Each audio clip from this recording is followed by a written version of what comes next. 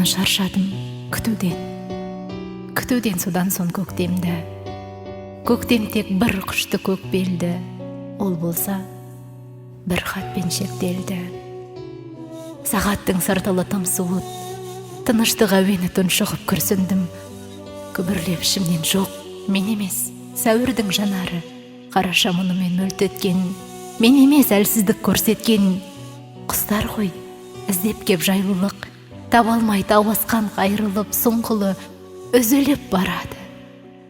Тек күту, іңірде, таң доса, сіңіріп күңгірт бояуды төңірек, тағы түн таянды. Сұраймын жарасыз көк белден, түбінде келетін көктем мен, түбінде келмейтін адамды. Күтудің қажеті бар ма осы?